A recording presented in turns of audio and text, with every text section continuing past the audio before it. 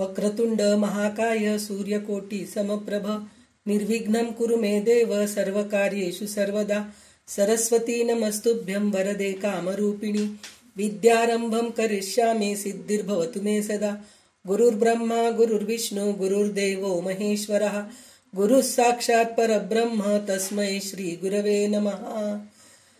श्री कुलदेवताभ्यो नमः। श्री मातृपितृभ्यो नमः। ओम श्री परमात्मने नमः। तर आपला आता लक्ष्मी शोभानेचा अभ्यास चालू आहे, पण श्रावण मास असल्यामुळे मध्यंतरी जवळजवळ 10-15 दिवस अडथळा आले. म्हणजे अडथळा म्हणल्यापेक्षा प्रत्येक जण आपापल्या घरामध्ये पूजा पाठ असल्यामुळे क्लास अटेंड करू शकत नव्हते, म्हणून मग आपण थांबवलो. पण आता श्रावण मास संपत आलाय, तर आज परत आपल्याला छान लक्ष्मी शोभानेचं विवेचन भारतीताईंकडून ऐकायला मिळेल. तर आपण सगळे मनापासून ऐकूया आणि भारतीताई आता सुरू करतील. तर भारतीताई सुरू करा तुम्ही. ओम श्री दिग्विजय रामो विजय कृष्णाय वासुदेवाय हरे परमात्मने प्रणतक्लेशनाशाय गोविंदाय नमो नमः. श्रीमत् सौभाग्य लक्ष्मी सौमी लक्ष्मी सनातनीं सर्व काम फलप्राप्ते साधनैके सुखावहं तपो विद्या विरक्त्यादि सद्गुणं घाकरानं वादिराज गुरुन् वंदे हयग्रीव पदाश्रयं. श्री हयग्रीव नमो नमः. आतापर्यंत आपण लक्ष्मी शोभानाची 50 पदांचा अर्थ बघितलाय. आज 51व्या पदापासून सुरू करूया अर्थ बघायला. म्हणणं नेके मेद्दे यंब यशोदेगे म्हणणं बाळवळगे जगंगळ कण्णारे तोरिद नम्म श्रीकृष्णन घन्न ते बलवरिगे सरलिके. म्हणजे कृष्णांनी माती का बरं खाल्लीस असा प्रश्न विचारलेला यशोदाला कृष्णाने आपल्या लहानशा तोंडात सर्व लोक म्हणजे ब्रह्मांडच दाखवले. त्यामुळे ज्ञानी जणांना कृष्णाचा खरा महिमा समजला असे महालक्ष्मी सांगत आहेत. म्हणजे इतके दिवस तेच आलं तरी पहिल्या 25-30 पर्यंत श्रीहरीनेच आपलं वादिराजांनी सांगितलेलं आहे. आणि पुढे काय कृष्णात झालं तेव्हापासून लक्ष्मी सांगतीये कृष्णामध्ये काय काय महत्वाचे आहे. कृष्ण म्हणजे काय? श्रीहरीच. त्याला कसं भूक नाही तहान नाही वगैरे सगळं. तर या वेळेला त्यांनी कृष्णाने माती खाल्लेल्याचं प्रसंगाचं वर्णन केलंय. भावार्थ त्याचा भाव म्हणजे कृष्णा माती का बरे खाल्लीस असा प्रश्न विचारलेला यशोदेला कृष्णानं ब्रह्मांड दाखवले. माझ्या नारायणाला दोषही नाही हे वेगवेगळ्या युक्तीने महालक्ष्मी सांगत आहे. तरी पण आपण सांगितलंय की श्रीकृष्णाला तहान नाही, भूक नाही, दोष नाही, जरा मरण नाही, तो कामुक नाही, संततीसाठी स्त्रियांची अपेक्षा नाही. सगळं सांगून झाले तरी परवादी म्हणतात की तुमच्या कृष्णाला भूक नाही म्हणता, मग श्रीकृष्णाने माती का बरं खाल्ली. तर वादिराज स्वामीने इतकं छान उत्तर दिले. कृष्णा माती तोंडाला खा फासलीस असे ऍक्च्युअली त्यांना कृष्ण उत्तर देतो ज्ञानी जणांना माझा महिमा समजण्यासाठी. हा महिमा कोणता? तर स्पष्टीकरणाआधी हे समजावे की श्रीकृष्णाने माती खाल्लेलीच नाही, फक्त तोंडाच्या आत ठेवून तोंडाला फासून ठेवले आहे. तोंडातून असणाऱ्या बिळातून तो खाली उतरला नाही हे समजावे. तोंडात ठेवल्याचा त्याला खाल्ले म्हणत नाही. लहान मुले घास तोंडात धरून ठेवतात, त्याची आई त्यांना गिळायला सांगते, तेव्हा तो घास खाल्ला असा जातो. सर्व गोपिका यशोद्याकडे श्रीकृष्णाची तक्रार घेऊन आल्या आहेत. खरं म्हणजे त्या यशोद्यांना तक्रारापेक्षा श्रीकृष्णाला पुन्हा पुन्हा पाहावे असे वाटत असते, म्हणून ते एकत्र जातात. त्यांचे कृष्ण प्रेम दिसते. त्या कृष्णाची वाट पाहून नंतर यशोदेकडे जातात. तिथे कृष्णाने मातीला तोंडात ठेवलेले पाहून मातीने भरलेले तोंड दाखवतात. कृष्णाने आपल्या घरी दही दूध लोणी वगैरे चोरून खाल्लेले सांगायला आलेले असतात, तेव्हा त्यांना तोंडात माती भरून ठेवलेली होती. याचं त्यांना सांगायचं आहे कृष्णाला की तुमचे दही दूध लोणी सर्व मला माती समान आहे. हे त्या गोपिकांना समजण्यासाठी त्यांनी माती तोंडावर फासली आहे. म्हणजेच कृष्णाला सांसारिक द्रव्याने पोट भरण्याची गरज नाही. तो फक्त आनंदमय वस्तूंचा स्वीकार करतो. हा सारा अनुनयम शिष्यम प्रेक्षती. तो सारा भाग स्वीकार करून असार भाग आपल्यासाठी ठेवतो. मग मातीने तोंड का बरोबर बटले? त्या निमित्ताने त्याला यशोदेला आणि गोपिकांना पण विश्वरूप दर्शन देण्यासाठी. श्रीकृष्णाने यशोदेला दोनदा आपल्या तोंडात ब्रह्मांड दाखवतो. त्याआधी त्याला स्तनपान देताना त्याने जांभई दिली आणि त्याने एकदा विश्वरूप दर्शन दिले आहे. आता परत एकदा ब्रह्मांड दर्शन दिले. या दोन्हीत फरक आहे. दोन्हीमध्ये क्रमांक एकच आहे. नंद गोकुल आहे, यशोदा आहे, तिच्या पुढे कृष्ण आहे, त्याने उलगडलेले तोंड आहे, त्यात ब्रह्मांड आहे आणि सर्व लोक त्यात परत कृष्ण आहे असे विस्ताराने त्याने दाखवले. तेच दाखवले.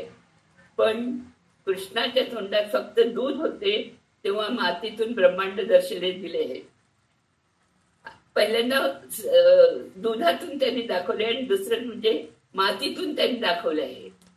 तर आपली सृष्टी पंचभौतिक आहे. म्हणजे पृथ्वी, आप, तेज, वायू, आकाश यांचं पंचीकरणमुळे सृष्टी झालेली आहे. त्यात पहिले 3 महाभूत पृथ्वी, आप, तेज हे डोळ्याने दिसतंय, तर शेवटचे 2 वायू आणि आकाश दिसत नाहीत. प्रत्येक महाभूतात ते सगळे महाभूत एकमेकात मिसळलेली आहेत. आपण मेल्यावर आपल्या शरीरातील ही भूते पंचतत्वात विलीन होतो. म्हणूनच आपण मेल्यावर पंचतत्व मिळाले किंवा मिळाले असे म्हणतो. त्या विश्वरूप दर्शनातून त्याने दाखवले की पृथ्वी हे एकच भूत आपल्या तोंडात असताना संपूर्ण ब्रह्मांड त्याने यशोदेला आणि गोपिकेला दाखवले. वायू, आकाश सर्व दाखवले. निमित्त कारण नसताना पूर्ण ब्रह्मांड दर्शन दिले. म्हणजेच समस्त सृष्टी पण पंचीकरणानेच तयार झाली आहे हे त्यांनी दाखवून दिले. इथे एका पृथ्वीची एक मूठ माती श्रीकृष्णाला दान दिली पृथ्वीने असता त्याची अनंत करून समस्त लोकांची सृष्टी श्रीकृष्णाने केली. ही त्याची अचिंत्याहून शक्ती आहे. चिमूटभर मातीचे अनंतपट करून त्याने दाखवले. कृष्णाची महिमा वाढली. अशा कृष्णाने कामुकतेने संततीसाठी स्त्रियांची अपेक्षा केली असं म्हणणं योग्य आहे काय असे महालक्ष्मी विचारत आहे. तर फलच काय? योग्य व्यक्तींना आपले गुण समजून आपल्या बोलण्याला वजन येते. नारद सनकादी मोदलादी योगीಗಳು नारियರಿಗೆ मरಳುವರೆ औरंचे श्रीकृष्ण नाडिगरी गुरे आराधी सुत भजिसुवरे. शोभाने म्हणजे नारद सनकादी योगीजण नारीला वश होतात काय? श्रीकृष्ण जर कामुक असतात तर असे नारद सनकादी लोक ओळी नेऊन त्याच्या पावलोपावली श्रीकृष्णाला नमस्कार करतील काय? त्याची पूजा करतील काय असं महालक्ष्मी विचारते. सनत कुमार, सनातन, सनानंद, सनत सुजात हे चौघे कायम 5 वर्षाच्या बालकाप्रमाणे असून सदा नग्नपणे संचार करतात. हे कायम बालकच असल्याने त्यांना स्त्रियाविषयी काम भावना येण्याचा संभव नाही. नारद महर्षी एका प्रसंगी महाभारतात आहेत नारदाविषयीचं. नारद नेहमी आपला मामा पर्वतराज बरोबर हिंडत असो. दोघांमध्ये एकमेकापासून काही लपून ठेवायचे नाही असा नियम होता. एकदा संजय राजाकडे अतिथी म्हणून राहायला गेले असताना सुकुमारी नावाच्या राजकुमारीविषयी नारद अनुरुक्त झाले. पण ही गोष्ट त्यांनी पर्वताला सांगितली नाही. याचा पर्वताला खूप राग आला आणि तू कोणाशी लग्न करायचे ठरवलेस तिला तुझे तोंड कपीसारखे दिसेल असा शाप दिला. परंतु नारदांना सुद्धा राग येऊन त्यांनी पर्वताला तुझा स्वर्गाला जाण्याचा मार्ग कुंठित होईल असा शाप दिला. सुकुमारीने कपीसारख्या दिसणाऱ्या नारदांना पण तिने झेलले. प्रेमाने त्यांची सेवा केली. पर्वतराजा सुद्धा भूमीवर फिरून फिरून थकला. शेवटी नारदाकडे जाऊन त्यांनी क्षमा मागितली. तेव्हा दोघांनी आपापले शाप परत माघारी घेतले. नारदांनी सुकुमारची अपेक्षा साधना मार्गात पुढे जाण्यासाठी केली होती, कामुक भावनेने नाही. योगी विषयांची अपेक्षा कामुक भावनेने करत नाही तर मग कृष्णाचा प्रश्नच येत नाही. नारद सनकादी योगी जणांनी योळींनी येऊन श्रीकृष्णांना नमस्कार केला असता का, असा प्रश्न वाजिराज स्वामी विचारत आहे. श्रीकृष्ण द्वारकेत असताना कृष्णाच्या उपासनेच्या निमित्ताने नारद मुनी सुद्धा द्वारकेतच असायचा. काही जण प्रारब्ध व शास्त्र शांत स्त्री मोहात पडले असतील, परंतु ते लौकिक स्त्री सुखासाठी नव्हे तर श्रीकृष्णाला स्त्री सुखाची पद्धत नाही, तर मुक्त होण्यासाठी.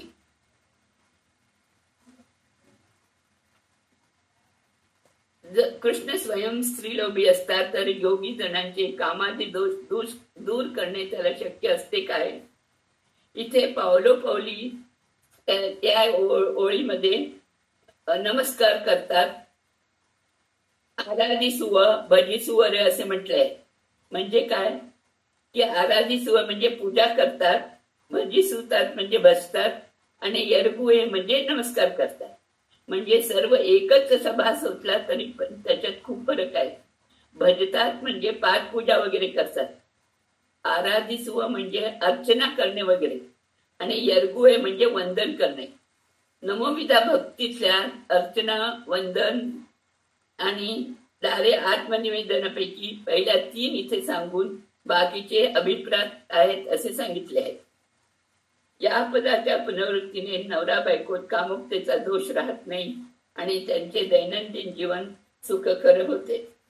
अंबुज संबक त्र्यंबक मोदलाद ನಂಬಿದವರಿಗೆ ವರವಿತ್ತ ಸಂಭ್ರಮದ ಸುರರು ಎಳ್ಳಷ್ಟು ಕೋಪಕ್ಕೆ ಇಂಬಿದವರಿಂದ ಭಜಿಸುವರೆ शोभाने.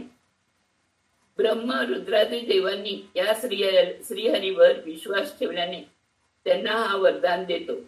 जर त्या देवांना श्रीहरीचा क्रोधाचं म्हणजे बाकी सगळं झालं तरी आता क्रोधाचं त्यांनी वर्णन केलंय, म्हणजे त्याला क्रोध नाही आला तरी कसा येतो. श्रीहरीला क्रोधाचा अवकाश आहे असं तीळ मात्र संशय असता तर त्यांनी त्याला भाजले असते काय, त्याचा आश्रय घेतला असता काय. श्रीहरी जर क्रोधास वश गेला असता तर ब्रह्मरुद्रादी देवांनी त्याचा आश्रय घेतला नसता. या प्रश्नाला दुसरा अर्थ आहे की ज्याला राग येतो त्याची भयभक्तीने पूजाच करावी. एकदा धर्मराजा म्हणाला होता, क्षमा हा परमधर्म आहे, कौरवांशी युद्ध करण्यापेक्षा वनवासच बरा असे म्हटले. तेव्हा क्षमा सगळीकडे धर्म होत नाही. विशेषतः दुर्जनांना क्षमा करणे म्हणजे पापाचा आश्रय घेतल्यासारखे आहे असे भीमसेन देव सांगतात. काम क्रोध हे मनाचे विकार आहेत म्हणून दोष सुद्धा, परंतु भगवंताला दोष नाही आणि विकारही नाही. एकीकडे चंद्र सूर्य श्रीहरीला घाबरून उगवतात, वारावत असे म्हणायचे असेल तर त्याचा क्रोध म्हणत नाही. भगवंत योग्य व्यक्तीवर रागवत नाही आणि अयोग्य व्यक्तींना सोडत नाही, एवढाच त्याचा घ्यावा.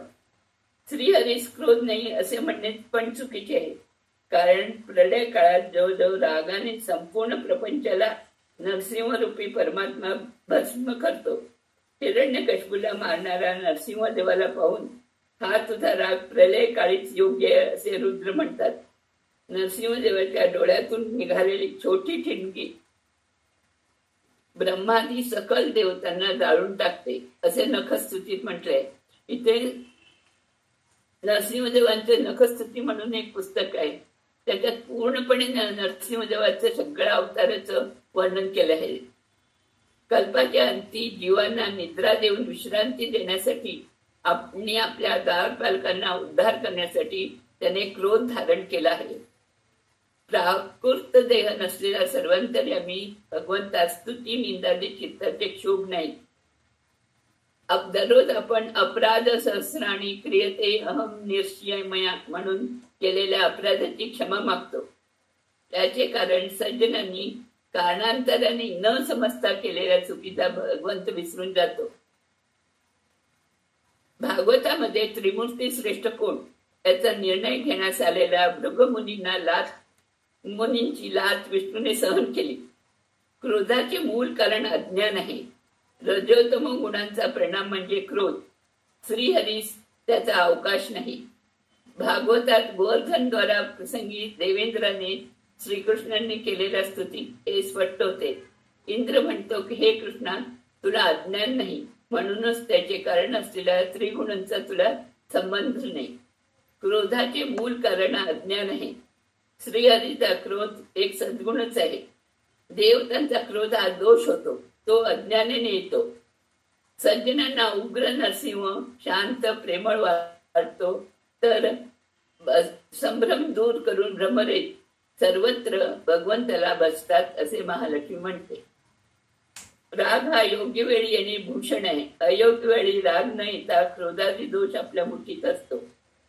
अवनंगुष्ट व तोळेजा गंगादेवी पावळणे निसुव मिरयळे जीवन असेली व पाप व कळेवळ ई वासुदेवगे येणे युंटे शोभाने. ज्याच्या पायाच्या अंगुठ्याला धुणारी गंगादेवी लोकपावन म्हणून मिरवत असते आणि जीवाने केलेल्या पापांचा नाश करते. परंतु वासुदेवाच्या समान कोणी आहे काय? ज्याच्या पायाच्या अंगठ्याने धुतल्यामुळे गंगादी लोकपावन म्हणते, जगामध्ये मिरवते आणि जीवाने केलेले पाप धुते, तर वासुदेवाच्या समान कोण आहे बरे? श्रीकृष्णाने लोणी चोरले, परनारी संग केला, असुरांना मारले असे अनेक आरोप केले. त्यांना इथे उत्तर दिले, अशी प्रकारे पाप केली तरी गंगा स्नानाने त्यांचा परिहार होतो. हे सगळे केलेले नुसतं गंगाने परिहार होतो, तर तेच त्याच्या अंगुठाने आलेले गंगेचे पाणी श्रीकृष्णाच्या पायाने धुतलेले पाणी आहे. मग हा श्रीकृष्ण किती पवित्र असेल बरे? पवित्र त्याला समान दुसरं कोणी नाही. नारायणाला पाप आहे असं जर तुम्ही म्हणत असाल, तर मग दुसरे कोणीतरी पापरहित कोण होईल असे महालक्ष्मी विचारत आहे. वामनावतारात बलिचक्रवर्तीकडे श्रीहरीने त्रिपाद भूमीचे दान मागितले. त्याला मोजण्यासाठी म्हणून डावा पाय वर केला, तेव्हा त्याच्या अंगठ्याच्या नखाने ब्रह्मांड कटाला वेग पडली आणि बाह्य जलावतरणाचे शुद्ध पाणी आत आले. ब्रह्मदेवाने त्याला आपल्या कमांडलातून आठवले. त्याने विष्णूंची पादपूजा केली. हे पाणी गंगा म्हणवते. ब्रह्मलोकातून गंगा अनेक वर्षांनी शिशुमार लोकात म्हणजे ध्रुव लोकात आली. तिथे ध्रुवाने तिला कुलदेवी म्हणून शिखर धारण केले. तिथून ती सप्तर्षीच्या लोकात आली. त्यांनी तिची पूजा केली. पुढे देवयान मार्गाने चंद्रमंडलात आली. तिथे सूर्यकिरणाने शुद्ध होऊन मेरू शिखरावर आली. तिथे तिला 4 फाटे पडले. पूर्वेकडे सीता, दक्षिणेकडे अलकनंदा, पश्चिमेला चक्षु आणि उत्तरेला भद्रा अशी नावे तिला पडली. दक्षिणेला वाहणारी अलकनंदा गंधमादन पर्वतावरून मानस सरोवरात येऊन त्रिशिखर पर्वतावरून हिमालयात आली. तिथे मेरूची मुलगी मनोरमा आणि हिमालय यांची मुलगी म्हणून जन्मली. तेव्हा देवतांनी तिला आपल्या लोकात नेले. यद्यपि गंगाची कक्षा कमी असली तरी हिमालयाची मुलगी म्हणून तिच्यात पार्वतीचा अंश आला आहे आणि ती 6व्या कक्षेत आली आणि देव त्यांना गुरुस्थानी आहे. सगर राजाचे पुत्र कपिल मुनीच्या शापामुळे भस्मीसूत झाले होते. त्यांच्या वंशात भगीरथने ब्रह्मदेवाकडून गंगेला भूमीवर आणले. परंतु तिच्या प्रवाहात वेग फार जोरात असल्यामुळे शंकराने तिला आपल्या जटेत बांधून प्रवाह मात्र सोडला. लहान प्रवाह. तो प्रवाह भगीरथच्या मागे जाऊ लागला. वाटेत जन्नू ऋषीच्या आश्रयाला तो प्रवाह जाऊ लागला. तेव्हा ऋषीने एक आचमनात त्या पाण्याला गिळले. परंतु भगीरथच्या प्रार्थनेवरून त्यांनी तिला कानातून सोडले, म्हणून तिला जान्हवी असं नाव आहे. पुढे ती समुद्रात गेली आणि समुद्राची पत्नी झाली. म्हणून पुढे पाताळात जाऊन तिने सगर पुत्रांना सद्गती दिली. देवलोकातून भूमीवर आणि पुढे पाताळात गेल्याची असे ती त्रिपथगाथा म्हणतात. देवलोकात मंदाकिनी, भूलोकात भागीरथी आणि पाताळात तिला भोगवती म्हणतात. ज्येष्ठ शुद्ध दशमीला आपण दशरा म्हणून गंगा पूजा केलेल्यांचे 10 प्रकारचे पाप नाहीसे होतात. परद्रव्य अपहार, अविवाहित हिंसा, परस्त्री संग हे 3 दैहिक. कठीण बोलणे, खोटे बोलणे, चहाडी सांगणे, असंबंध बोलणे हे 4 वाचिक पापे. आणि परद्रव्याची अपेक्षा, दुसऱ्यांना कमी लेखणे, अलभ्य वस्तूंची अपेक्षा, ही 3 मानसिक पापे, अशी एकूण 10 पापांचा नाश ही गंगा पूजा करते. गंगा स्नानाचे फल तिच्या स्नानातच आहे, इतरत्र नाही. तर वर सांगितल्याप्रमाणे गंगादेवी ही मालयाची मुलगी असल्याने तिच्यात पार्वतीचा अंशच आहे. वास्तविक पाहता गंगा ही पादपूजेचे पाणी आहे. तसे सुद्धा शंकराने तिला डोक्यावर दान केले.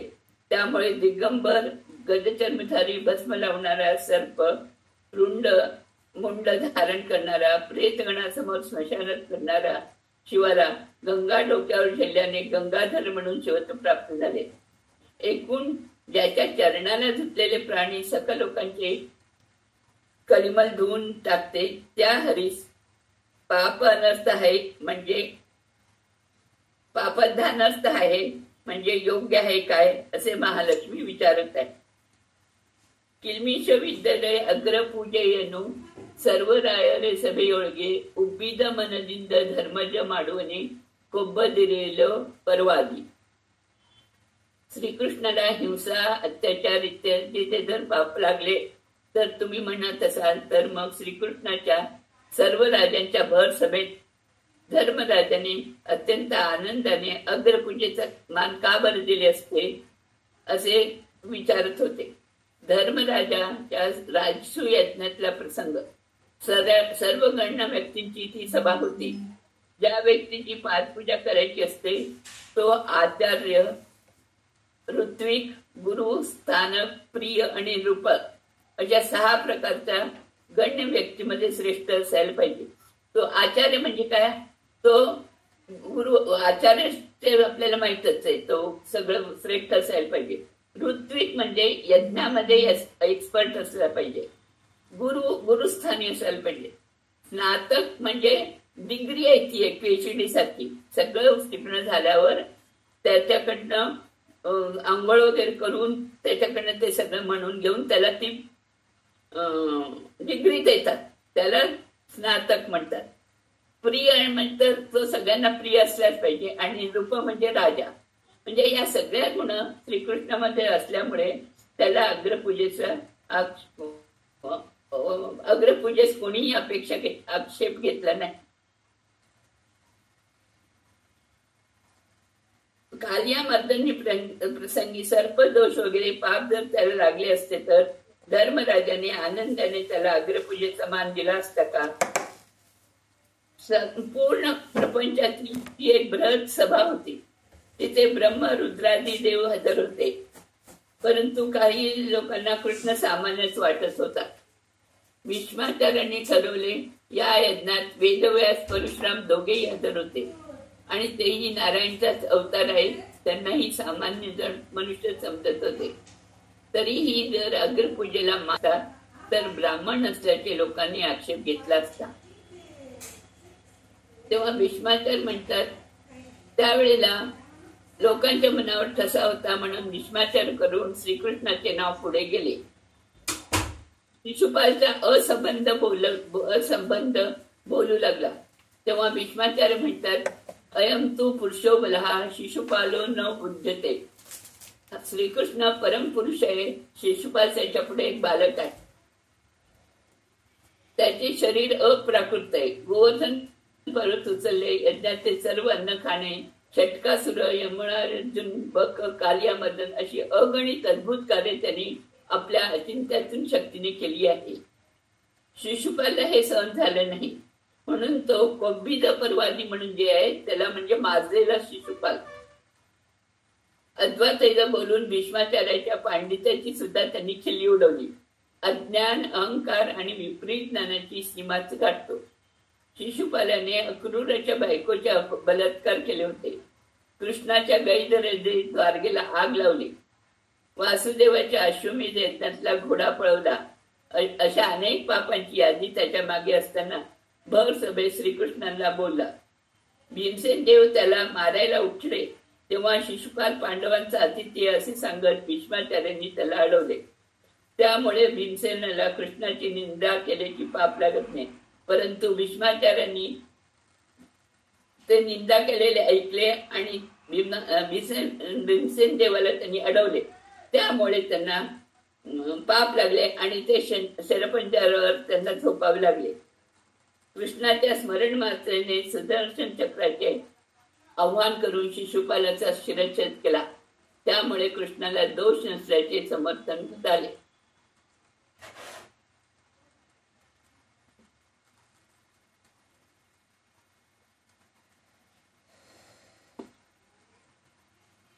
ಸಾವಿಲ್ಲದ ಹರಿಗೆ ನರಕ ಯಾಜ್ಞೆ ಸಲ್ಲ ಜೀವಂತರಿಗೆ ನರಕದಲ್ಲಿ ನೋವ ನೀವನೆ ನಿಮ್ಮ ಯಮದೇವನು ಗೋವನಿ ಹರಿಯ गुणवर्य शोभाने. मरण असलेल्या श्रीहरीला नरकवास नाही. तुमचा यमदेव जिवंतपणे नरकातल्या यातना देतो का? तुला श्रीहरीचे गुण माहीत तरी आहेत काय? कृष्णाला दोष नाही, पाप नाही हे सिद्ध आहे. त्यामुळे त्याला राजसूय यज्ञात अग्रपूजेचा मान मिळाला. आता त्याला पापामुळे नरक यातना पण नाही हे सांगितले. कृष्णाला मरण नाही, त्यामुळे नरकवास पण नाही. मानवाप्रमाणे असणाऱ्या श्रीकृष्णाने मानव शरीराचा त्याग केल्यावर नरकवास नाही काय? परंतु पापी मेल्यावर 10 दिवसापर्यंत पिंड प्रदानामुळे एकविते इतके सगळे शरीर त्या जीवात्म्याला मिळते. त्या शरीराने पापी 1 वर्ष प्रवास करून यमलोकाला जातो. नंतर त्या शरीराला सोडून अंगुष्ट मात्र दुसरंही यातनामय शरीर धारण करतो. या शरीराने नरक यातना भोगतो. त्या शरीरात मानव शरीर दुर्बल आहे. नरकातील घोर शिक्षा झेलण्याचं समर्थ नसते. त्यामुळे जिवंतपणे जीवाला नरकात ओढून शिक्षा देता येत नाही. कृष्णाला मरण नाही, त्यामुळे त्याला नरकवास नाही. दशावतार परत वामनावतापर्यंत देह त्याग केलेला उल्लेख नाही. परशुराम वेदव्यास यांना चिरंजीत्व आहे. श्रीराम शरीर परमधामाला गेले.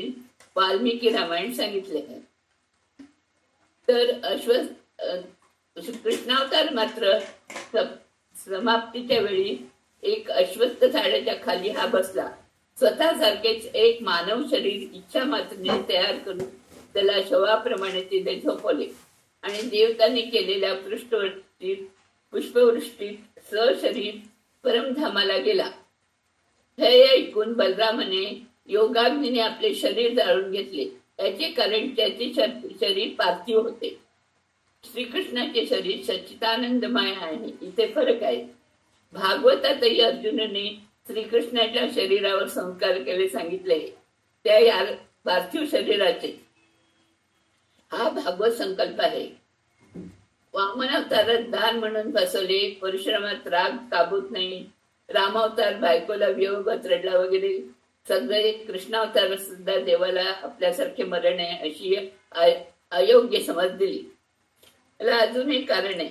श्रीकृष्ण अत्यंत सुंदर होता. किती पाहिले तरी डोळ्यांचे पारणे फिटायचे नाही. त्याला पाहतच बसावे असे वाटत होते. परंतु लोकांचे त्याला पाहायचे पुण्य संपुष्टात आले होते.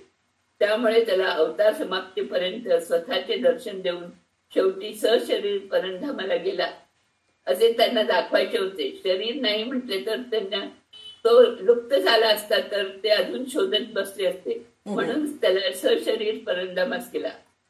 त्यामुळे मरण नसल्यास श्रीहरीस नरक यातना आहेत काय असे महालक्ष्मी विचारत आहेत. श्रीहरीचा अर्थच आहे की ज्याने मरणाला जिंकलंय, जो आत्मार्थ आहे, जो नरक यातनाचे परिहार करतो. शरीर सकट कधी जीवाला जात नाही. तेव्हा हे पशुबुद्धी देवाचे सामर्थ्य समजून घे, म्हणजे तुझ्या मरणाचा परिहार करे. आपण जिवंत असताना आपले मन रूपी घर नरक सदृश होत नाही. भगवंतांच्या नामस्मरणाने राहते घर सुद्धा नरकासारखे होत नाही. नरक वाढव यमधर्मराया तन्न नरजन्म दळगे परळीसी मरळी तन्नु दकदली परळीसी कोलुवनु कुरुनिन्न कुहक कोळदले. नरकाचा अधिपती यमधर्मराजा स्वतःला नरजन्मात शिक्षा देऊन परत नरकामध्ये हिंसा अनुभवेल काय? तुझी ही युक्ती निंदनीय आहे. त्यामुळे श्रीकृष्णाला नरक आहे हे सिद्ध होत नाही. प्रतिवादी नारायणला नरकवास आहे असे कुठल्या तरी युक्तीने सिद्ध करण्याचा प्रयत्न करत आहेत. धर्मशास्त्रात सांगितलेले विधी निषेध हरीची आज्ञा आहे. पाप कर्म करू नये केल्यास नरकातला अनर्थ आहे, हा नियम श्रीहरीनेच केला आहे. महाभारतात स्वर्गारोहण या नावाने एक पर्व आहे, तसं नरकारोहण नाही. इतरांना मात्र यमधर्म त्यांच्या पापांचा स्वरूपा इतका नरकावर देतो, म्हणूनच त्याला समवर्ती असे अजून एक नाव आहे यमधर्मराजाला. धर्मराजाने अश्वत्थामा हता असे सांगून द्रोणाचार्याला फसवले. त्या पापामुळे त्याला नरक दर्शन झाले असे म्हटले. खरं म्हणजे तसं नाहीये. श्रीकृष्णाच्या आज्ञेचे त्यांनी उल्लंघन केले. कारण त्याला एवढं सांगितलं होतं की अश्वत्थामा हता एवढंच म्हण, पण त्याने पुढे कुंजरवा लावल्यामुळे कृष्णाच्या आज्ञेचे उल्लंघन झाले.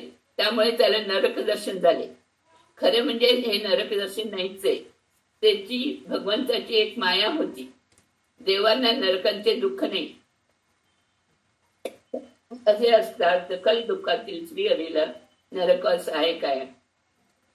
शंकरापुढे अहंकाराचे प्रदर्शन केल्यामुळे इंद्राला अर्जुन म्हणून मनुष्य जन्म घ्यावा लागला. त्यासारखेच यम, वायू, अश्विनी देवतांचे अहंकार केल्याने सर्वांना मनुष्य जन्म घ्यावा लागला. त्यामुळे नरकाधिपती धर्मराजाला नरकवास झाला ही युक्ती खोटी ठरेल. स्वतः ज्याचा अधिपती आहे त्याला नरकाची शिक्षा तो उपभोगेल काय? तसंच 14 लोकांचे अधिपती जगन्नाथला नरकवास आहे असे जे म्हणतात त्यांनाच नरकवास मात्र निश्चित आहे. श्रीकृष्णाने नियमांचे उल्लंघन केल्याने प्रायश्चित घेतल्याचे दर्शवित आहे. त्याला पाप लागले म्हणून नाही, तर स्वतः करून दुसऱ्यांना करण्याचा धडा देण्यासाठी तो कृष्णावतार सांगत आहे. तर रामावतारती त्याने करून दाखवले. राज्य अभिषेकासाठी कैकेयीला नमस्कार करण्यात गेलेला राम आणि 14 वर्षाच्या वनवासाचे वचन दिलेल्या रामाला चेहऱ्यात सुतराम फरक नव्हता. म्हणजे तेवढ्याच आनंदाने पण गेला, दुःखात पण त्याच चेहऱ्याने गेलं होतं. त्यामुळे हे पर्वती कृष्णाला नरकवास म्हणणारी तुझी युक्ती अप्रयोजक आहे. घरामध्ये वडिलांनी केलेल्या नियमांसर घर चालते. चूक नसलेले सांसारिक जीवन घर होते. बोमन 100 वर्षापर्यंत प्रलय गली सुम्मने आगी मलगीर्द नम्म नारायणगी हसी तृषी चेहरा मरण दुष्कर्म दुःख गळ तडसुवरे शोभाने. ब्रह्मदेवाच्या 100 वर्षे इतक्या दीर्घ प्रलय काळात शांतपणे झोपलेल्या आपल्या नारायणास तहान, भूक, वार्धक्य, मरण, दुष्कर्म, दुःख आहेत असे कोण म्हणेल का? मागच्या पदामध्ये यमाचा यम असणाऱ्या श्रीहरीला नरकामध्ये दुःख अनुभवणे असंभव हे सांगितलेच आहे. म्हणूनच त्याआधी याच अर्थाचे कडवे म्हणजे 8व्या मध्ये ही पुनरावृत्ती आहे असे समजू नये. इथे वादिराज स्वामींनी सांगितले 18 कडवे लक्ष्मी देवीच्या अवताराविषयी संदर्भात सांगितले. आता भगवंत झोपला आहे आणि झोपेत भूक तहानी असा विचार करून परवादी उठल्यावर त्याला भूक लागेल ना असा विवाद करतात. परंतु प्रलय काळात तहान भूक नाही हे स्पष्ट केले आहे. आता सुट्टीमध्ये ही नाही हे महालक्ष्मी सांगत आहे. सुम्मने म्हणजे सुंदररित्या नम्य अशी करता येईल. पूतना सुंदर होती पण नम्य नाही. भगवंताचा वराह अवतार सुंदर नाही पण नम्य आहे. आपण सर्व प्रलय काळाच्या भगवंताच्या उतरात असतो. तेच आपले सुंदर घर आहे. आपण घरात शांतपणे झोपतो, पण घर झोपते का? तसंच श्रीकृष्ण पण कधीजण झोपतो काय? उदररूपी घरात झोपतो, पण परमात्मा घराप्रमाणे जागाच असतो. मग प्रलय काळाच्या शेवटी वेदाभिमानी रमादेवी त्याला उठवते. हे अलंकारिक वर्णन वादिराजांनी केले आहे. ही त्याला शृंगार निद्रेतून उठवत आहे. निद्रावतेस नेहमीच देहाभिमान नसतो, परंतु जागेपणी तोच देहाभिमान जागृत होतो. शृंगार हे कामाचे उत्तेजन आहे. भगवंताविषयी कामना जागृत होण्यासाठी अभिमानाचा त्याग करावा लागतो. भगवंताविषयी कामना वाढवावी म्हणजे भक्ती वाढवावी. एकूण भगवंताला निद्रा दोष नाही, ताण भूक जरा मरण क्रोध कोणतेच दोष नाही. हा श्रीहरी सुद्धा दुःख दूर आहे असे महालक्ष्मी सांगित आहे. फल अभिमानाचा त्याग आणि भगवंताविषयी कामना जास्त होते, त्यावेळी भूक ताण लागते आणि भूक आपल्याला काबूत असते. आपण आहाराच्या आधारे जात नाही.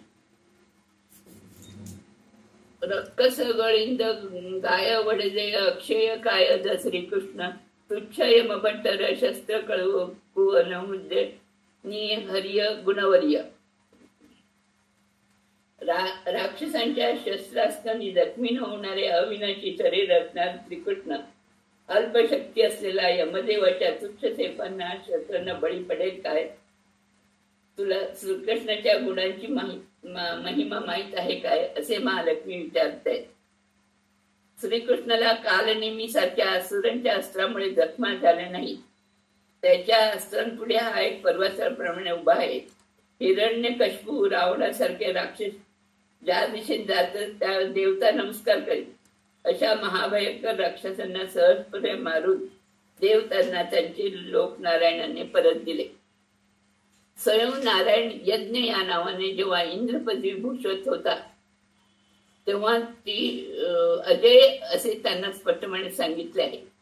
नरकासुराचा मुलगा भगदत्त याने महाभारत युद्धात अर्जुनावर अमोघ वैष्णवास्त्राचा प्रयोग केला. त्याला श्रीकृष्णाने वैजंती मालेप्रमाणे धारण करून मी शत्रूला कधीही वश करत नाही हे दाखवून दिले. असा हा महाबलिष्ठ हरी यमभटाच्या तुच्छ शस्त्रांना बळी पडेल काय?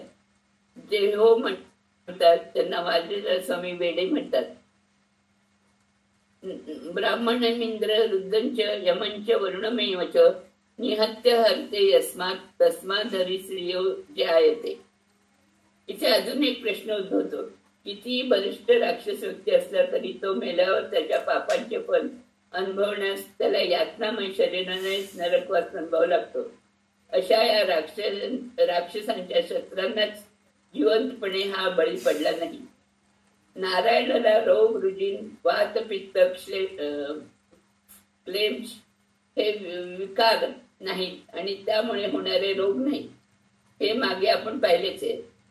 आता त्याला शस्त्रांनी सुद्धा छेद होत नाही आणि व्याधी बघत नाही ते पाहिलेच. असा तो आरोग्यवंत, त्याला मृत्यू नाही, त्यामुळे यातना शरीर नाही, नरकवास नाही, शस्त्रास्त्र त्याला काही करू शकत नाही. मग यमभट्टांना तो घाबरतो काय असं महालक्ष्मी विचारते. राक्षसांचा प्रयोग म्हणजे करणी वगैरे पासून भय नाही, फलंच. जरी कोणी त्याचा प्रयोग केला असला तरी त्याच्या पदाच्या पुनर्वृत्तीने परिणाम होत नाही.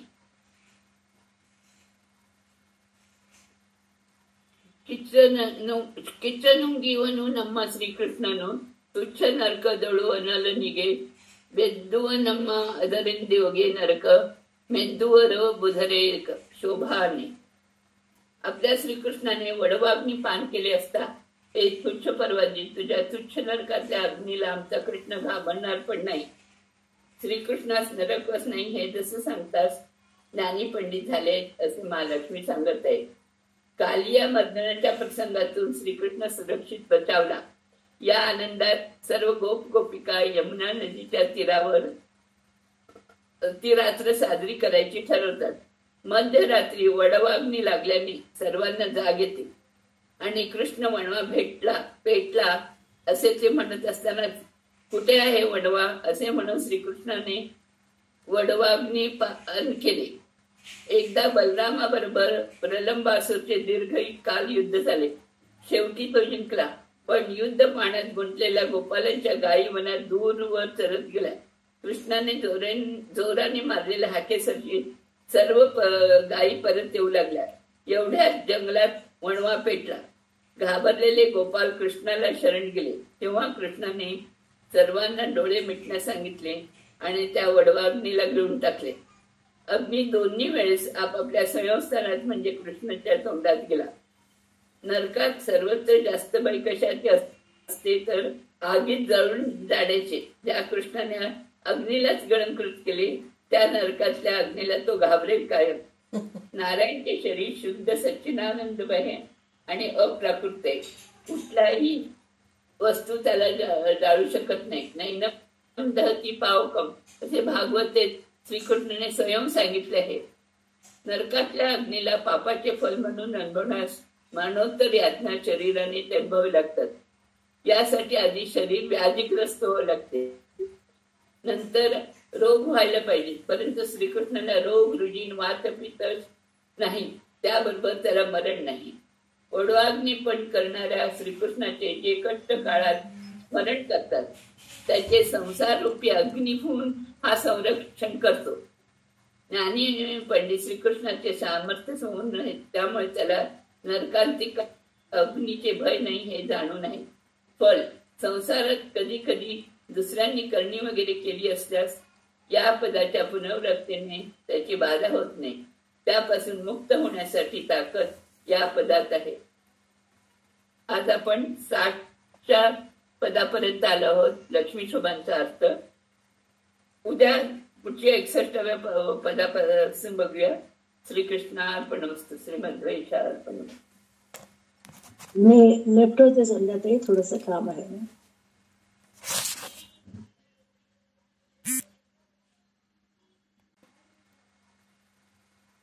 सुरू कर ना. मनेली क्षमेय ताळद वीरभट रणरंगदली क्षमिसुवने अणुवागी नम्म हितके मनदोळगिन कृष्ण मुनिव कालके महताह शोभाने. म्हणजे घरामध्ये असणाऱ्या श्रीकृष्ण सहजपणे क्षमाशील वर्तन करतो. म्हणून काय रणरंगणात शस्त्र धारण करणारा वीर योद्धा श्रीकृष्ण क्षमा दाखवेल काय. आपल्या सर्वांसाठी लहान रूप धारण केलेला श्रीकृष्ण जर असा रागवला तर श्रीकृष्ण ते विराट रूप धारण करतो असे महालक्ष्मी सांगत आहे. मागच्या पदात श्रीकृष्णाला नरकवास मरण यातनाचरी काही नाही सांगितले. आता मानवाप्रमाणे असणाऱ्या श्रीकृष्णाच्या दौर्बल्यामुळे रोगादी पण संभव आहेत काय त्याचे विश्लेषण आहे.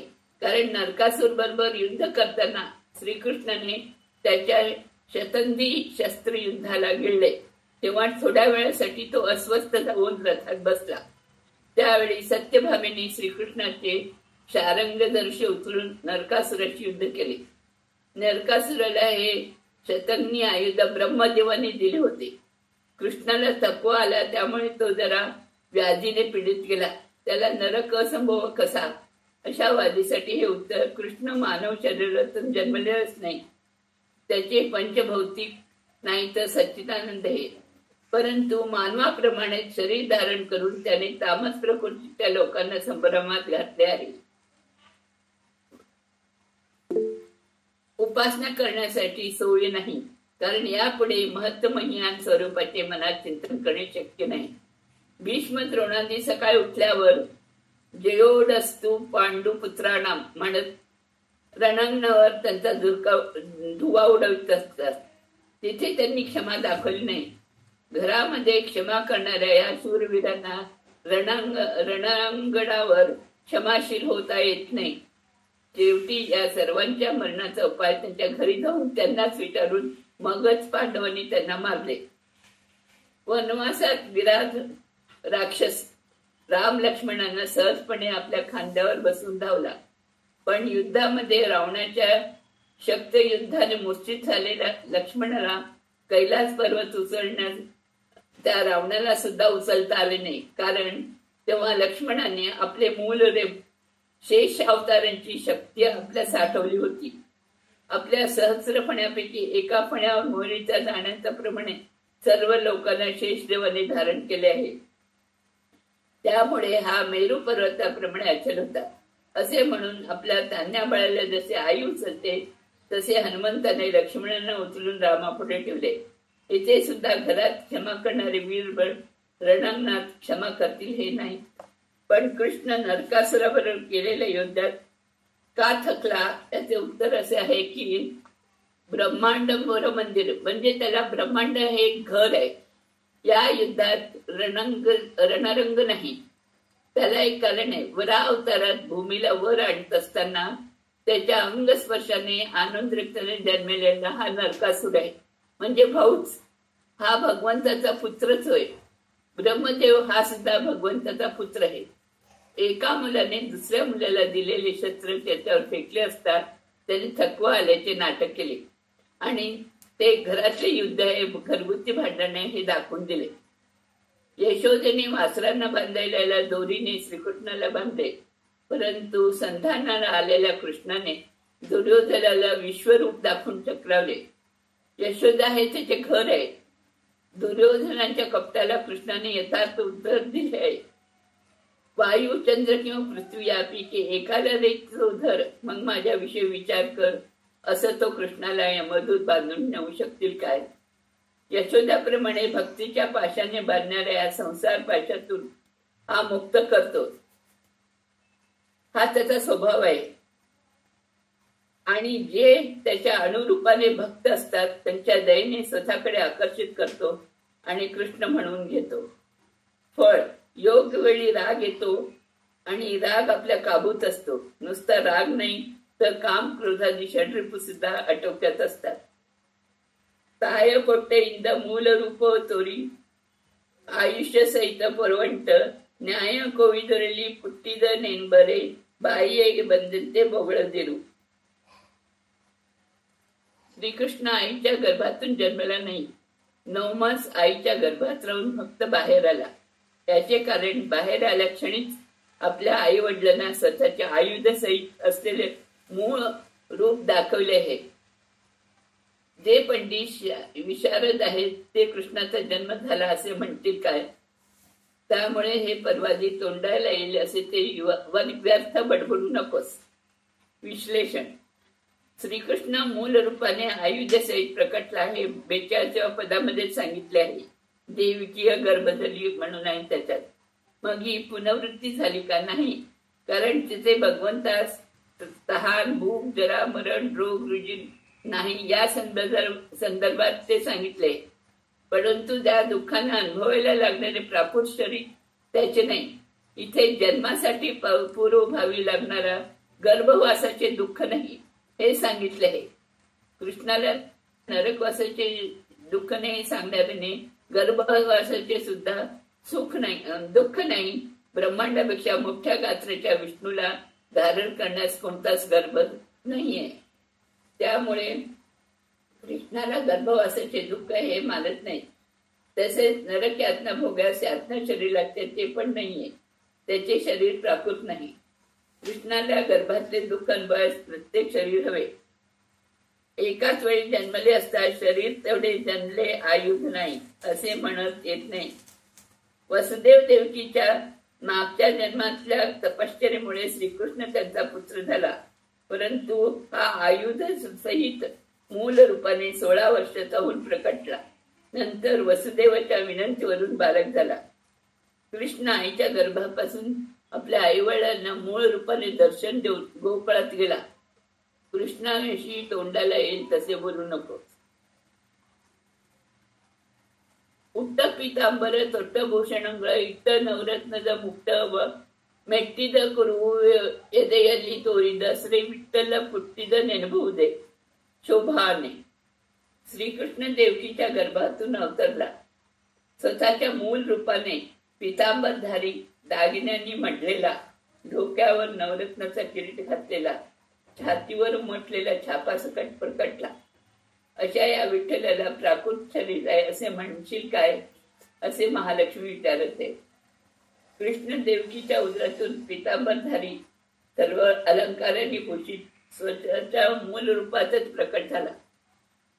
आणि मी प्राकृत शरीराने जन्मलेले नाही हे दाखवून दिले. त्याचे स्वीकार करतो, कारण तो विठ्ठल आहे. वी म्हणजे समाज, ज्ञान म्हणजे शून्य, थ म्हणजे शून्य, ल म्हणजे ज्यांना ज्ञान समज नाही त्यांना ज्ञान देऊन त्याचे स्वीकार करतो. श्रीकृष्णाने गर्भवासाचे दुःख अनुभवले नाही. याचे ज्ञान वसुदेव देवकीला अवताराच्या वेळीच दिले. श्रीकृष्णच नारायण आहे याचा पुरावा म्हणजे श्रीवत्सलांचन. हे नारायणच्या असाधारण लक्षण आहे. क्षीरसागरात शेषशयन करणाऱ्याचे शरीरावर श्रीकृष्णाच आहे हे स्पष्ट आहे. मेट्टीद कुरु म्हणजे छातीवर श्रीवत्सलांचन आहे असे स्पष्ट आहे. म्हणून श्रीकृष्ण मूल रूप नारायणचे हे वादराज स्वामींनी सांगितले. देवतामध्ये श्रेष्ठ कोण हे ठरवण्यासाठी आलेल्या भृगुरुजींनी भगवंताच्या छातीवर लाथ मारली. त्याच्या बायाची धूळच म्हणजे लांछन आहे. अथवा दक्ष प्रजापतीच्या यज्ञात ईश्वरांनी आपल्या त्रिशूल गंधमादन पर्वतावर तपश्चर्या करणाऱ्या नारायण ऋषीवर फेकले. त्याचा प्रतिकार त्यांनी फक्त हुंकाराने केला, परंतु त्याचा डाग छातीवर पडला. हे ते श्रीवत्स लांछन. छातीवर असलेल्या केसामुळे तयार झालेले गोलाकार वलय रूपी चिन्ह श्रीवत्सल असे अनेक अस्त्र श्रीवत्सला दिले असले तरी श्रीवत्सलाद्य नारायण कुठल्याही रूपात असला तरी ओळखता येईल. वैकुंठात भृगुमुनीने मारलेला त्याच्या वण देवकीच्या गर्भातील बालकास कसा उठेल, म्हणजेच नारायणच तो कृष्ण आहे हे सांगितले आहे. काही वडिलांच्या संयोगाने ते शरीर तयार झालेले नाही. फळ जन्मांतर प्रज्ञा येते, मागच्या जन्मातील आठवते. परीक्षेला जाताना विद्यार्थ्यांनी या पदाची पुनरावृत्ती करावी. वाचलेले सर्व त्यांना आठवे. ऋष हंस मेष महिष मूषक वाहन वेरी मान निसरंते सुळीव सुररे गय एसिव देवी शानर साहसक्य मणिदल कुसुभ नाभ निगे सरी उंटे. नंदीवाहन शिव, मेषवाहन अग्नी, महिषवाहन यम, मूषकवाहन गणपती असे सर्व देव पारिजातापण प्रसंगात स्वतःच्या वाहनावर बसून देवेश कृष्णासाठी आणि सत्यभामेवर अज्ञानी माणसाप्रमाणे युद्धाला पुढे आले. अप्रतिम सामर्थ्याने शोभणाऱ्या श्रीकृष्णासमोर सरभरले. अशा या कृष्णाच्या समान कोणी आहे काय? आतापर्यंत आपण सगळं बघितलं की श्रीहरी तृषा भूक रोग रुजिन कामादी षड्रिपू पापरहित नरकवास नसणारा गर्भवास नसलेला दुःखरहित सर्वांचे समर्थन केले. आता त्याला अतुल पराक्रमी विषयी सांगून अल्पशक्ती पदाच्या दोषाचे निवारण केले आहे. ऋषहंसा या शब्दाला जोडूनच यायचा. नुसता हंस म्हणजे तो ब्रह्माचं वाहन असं करू नये. ऋषहंसा म्हणजे नंदी वाहन शिवा असा घ्यावा. हंस म्हणजे श्रेष्ठ बैलामध्ये श्रेष्ठ नंदी असा अर्थ करावा. कारण ब्रह्म वायू भारती सरस्वती आणि लक्ष्मी यांना परशुक्लत्रय म्हणतात. त्यांना प्रळय काळ सुद्धा हरिसर्वोत्तमाच्या विषयी ज्ञान उचलत नाही. म्हणून ऋषहंस म्हणजे श्रेष्ठ नंदी. पांढऱ्या रंगाचा, तांबूस डोळे, लाल खोड आणि खूर असलेला मोठ्या तोंडाचा आणि वंशवृद्धीचे सामर्थ्य असलेला बैलाला नंदी स्वरूप मानावे. असा बैल तुमच्या पुढे आल्यास शुभ सूचक समजतात. रुद्रादेव आपल्याला वाहनावर बसून युद्धाला पुढे झाले. मागच्या पदात सांगितल्याप्रमाणे सत्यभामेनेच कृष्णाचे धनुष्य उचलून कुबेराला युद्धात हरवले. कुबेराने मुग्धाचा कृष्णावर प्रयोग केला. तो त्यांनी डाव्या हाताने झेलला. वरुणाने आपला पाठ गरुडाला घातला तेव्हा गरुडाने वरुणाला त्याच्या वाहनासकट समुद्रात फेकून दिले. अग्नीला कृष्णांच्या बाणांचा प्रत्याकार करता आले नाही, पण तो आपणून मागे ठेवला. शंकराने त्रिशूळला, कृष्णाने गदा युद्धाच्या त्रिशूलाने मागे लोटले. पुढच्या कल्पात शेष पदवीस येऊन ते गरुडाच्या समान होती. देवतांना मनीसरंते म्हणजे अशी उपमा केले, कारण देवता ज्ञानीजन आहेत. श्रीकृष्ण जगतपिता आहे याचे ज्ञान त्यांना आहे, परंतु अज्ञानी माणसाप्रमाणे दुरंकाराने कृष्णाशी युद्धाला आले. कुसुम नाभ म्हणून कृष्णाच्या सामर्थ्याचे वर्णन केले आहे. ज्याने आपल्या नाभीतून लोकपितामह ब्रह्मदेवाला जन्म दिला, जो लोकसृष्टीचे सामर्थ्य दिले, हे देवतागण ब्रह्मपुत्राचे पुत्र त्याच्या समान दुसरा कोणी होईल काय? इथे कृष्णाला अल्पशक्ती नाही हे दाखवून दिले. कधी कधी मुलं वडिलाबरोबर विनाकारण वाद भांडतात, तेव्हा या पदाचे स्मरण करावे. संपूर्ण पारिजातरण प्रसंग डोळ्यासमोर आणावा. मुले आपोआप वळणावर येतात. ಒಂದೊಂದು ಮನಗಳು ಇದ್ದಾವೋ ಇವರಲ್ಲಿ ಸಂಜಯ ಎಣಿಸೆಯೋ ಬಹುದೋಷ ಕುಂದಳೆಷ್ಟೋ ಮುಖಂದನೆ ತನಗೆಂದು ಇಂದಿರೇ ಪತಿಯ ನೆನೆದಳು.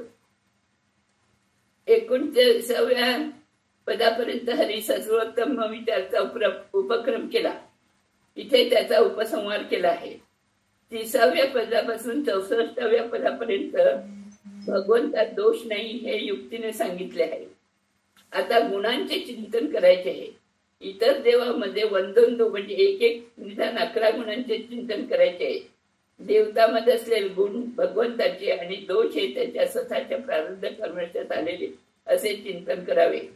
भगवंत गुणपूर्ण दोषरहित आहे. त्यांच्या तिळा एवढा सुद्धा दोष नाही. म्हणूनच महालक्ष्मी मुकुंदच आपला पती असे सांगते. आपल्याला कृष्णाबरोबर इतर देवतांना ठेवून पूजा करण्याचा प्रसंग येत नाही. अर्थात एक बुद्ध सुरू होऊन तारतम्य सर्व देवता डोळ्यासमोर येतात. तारतम्य ज्ञान होते. आज आपण इथेच थांबूया. श्रीकृष्णार्पण. श्रीमद्